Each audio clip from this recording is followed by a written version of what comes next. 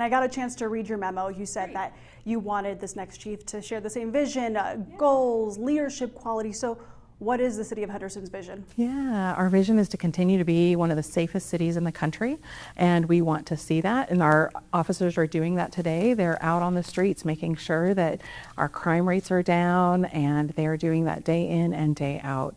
And so we want to make sure there's an alignment with our city's mission, vision, and values, and that's what we're looking for. And you mentioned the leadership qualities as well. So in your March 6th memo, you stated it was clear to me that our vision and leadership styles were not aligned when speaking about Chief Chadwick. You were the city manager for about less than 3 months, give or take. Was that enough time, do you think, to make sure your leadership styles matched? And will that be enough time to make sure our next chief's leadership style matches with yours? Thanks for that question. And I have been here with the City of Henderson. This will be 30 years. And so I definitely understand how things work, but I'm really here to talk about the future of our community and the future, the recruitment that we have, and looking towards that next leader who is going to be committed to developing and establishing a strong pipeline of future leaders from within the Henderson Police Department. You mentioned transparency a few minutes ago. Do you think with everything that has happened and what's to come, you are being transparent enough for the public? Because that has been a concern that's been heard in the public meetings. Yeah, and I'd say I hear it, and I hear it when I'm sitting on the dais, but we are committed to transparency. Anyone who does business in the City of Henderson knows any of our public meetings have to be posted. We share information on the website, through social media. We have so much information that we put out there, and we try to engage the public. Transparency is something that is essential to what we do in public service.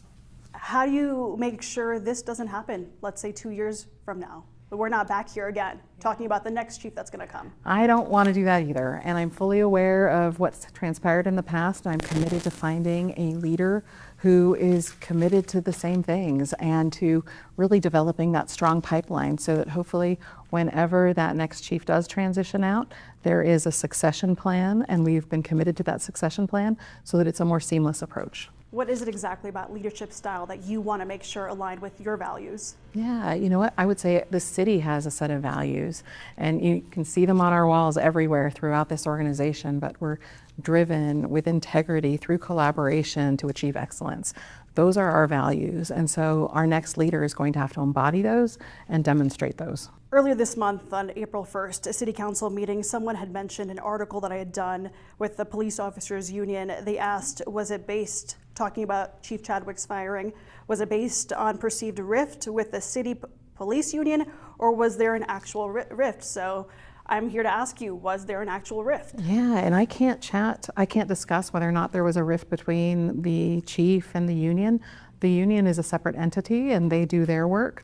So I've heard them talk about the challenges they've had, but this was solely a decision that was based on my decision and what I thought was most important for the future of the department and to ensure the quality of life that we have in the community. So was there a rift between you two when you talk about your leadership styles not aligning?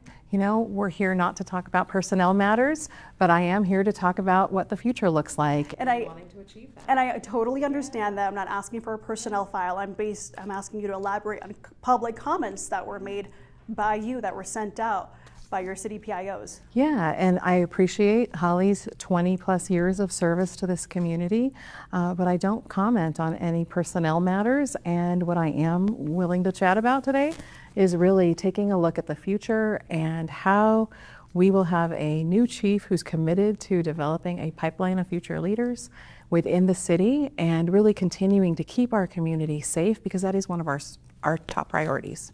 And moving forward, how will you make sure the public has trust in city government and our police department when there are roadblocks when it comes to transparency? I don't agree with you. I don't agree that there are roadblocks to transparency. There's a difference between transparency and private information. And the city, we have great residents who are highly engaged. We have high city satisfaction rates, and we'll continue to provide all the information we can. And as we go through this next process with the recruitment, we will share information when it becomes available. And that's what we're committed to doing. We have 2 minutes. Got it. Eric, can you confirm? About 2.5. Alrighty. What are exact qualities that you were looking for? I've heard comments from the police union that they're hoping it's a younger generation of a police chief, someone who's going to be in it for the long run and not just serve out 2 to 3 years. Your thoughts? My commitment, and the unions may have their perspective, I'll have mine, but I spent, just as I mentioned, the last few weeks talking to various members of the police department to find out what things were important to them. And really, it is a leader who is going to be committed, someone who appreciates the community, the Henderson community, someone who's committed to developing that future pipeline. Our officers see it too, and our officers and the community see the transitions that have happened. And so I want to see a strong future for our community. What does a strong future of Henderson Police Department look like for you as city manager? As a city manager, it is someone who is going to be able to work with the other department directors, to work collaboratively, to live our values that I mentioned earlier, to find that balance, because the police department is one department of many in the city, and we all have to work collaboratively to achieve those goals. And is summer still an accurate, approachable goal? We think summer is an approachable goal, but we'll keep the community apprised if there are any changes. It all depends on the recruitment process. So as the recruitment process unfolds, we're not going to hire someone just to hire someone. We want to hire the right individual. And so someone once equated a recruitment process to fishing. You cast a net, you see who applies, you take a look at that. If you don't find the right candidates, then you recast the net. How important is it for you to make sure it's an internal candidate, or is it? It's important to me that we have the right candidate, and the right candidate could be from a variety of places. So it's more important to me that we find a right candidate. What do you say to the public who have shown up to the meetings and there was a clear division? They wanted answers. This is your chance to maybe give those answers that they've wanted.